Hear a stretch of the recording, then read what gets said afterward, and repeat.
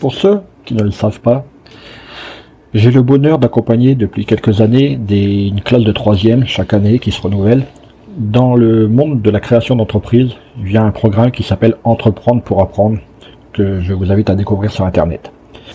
Dernièrement, on a réalisé le recrutement, donc avec des lettres de motivation, des CV et différents services, notamment le service commercial et le service marketing.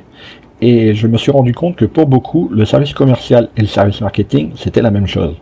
Et oui, ce n'est pas évident pour tout le monde. Et à vrai dire, ce ne l'était pas pour moi auparavant.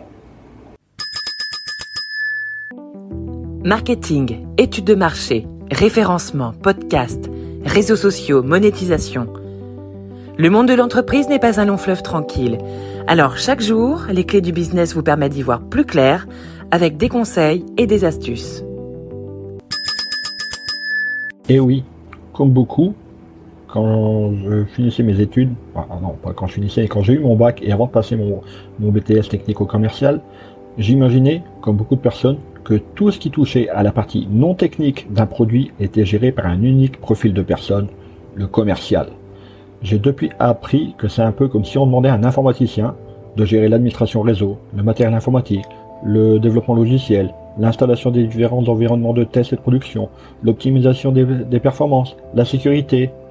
Alors c'est peut-être le cas dans les petites startups, mais encore faut-il aimer le faire et être compétent sur tous ces points, non? Donc nous allons voir la différence qu'il y a entre le marketing, les marketeurs, et le commercial, les commerciaux. Le marketeur, son objectif est de comprendre l'environnement marché, les clients et leurs besoins, afin de définir une offre vraiment pertinente pour les clients, différenciante par rapport à l'existant du marché et rentable pour la société. Pour analyser le marché, les clients, la concurrence, il réalise des études spécifiques. Il est en veille continue et à l'écoute des retours des clients, existants ou potentiels. Cela lui permet d'identifier en amont les besoins clients et de valider les meilleures opportunités business. De là, il va pouvoir structurer l'offre et son modèle économique, définir les circuits de vente et les partenariats possibles et choisir les positionnements les plus pertinents par rapport aux besoins clients et aux offres existantes. De l'autre côté, nous avons les commerciaux. Ils sont chargés de vendre des produits ou des services auprès de cibles clientèles identifiées par les études marketing. Pour cela, il est au contact du client et réalise un travail de prospection, de négociation et des suivis de clientèle. Voilà donc les différences entre un service marketing et un service commercial. Je n'ai plus qu'un mot, au boulot. Hey, avant de partir, j'ai une petite faveur à te demander. Est-ce que tu pourrais donner une note et laisser un commentaire sur ta plateforme d'écoute préférée?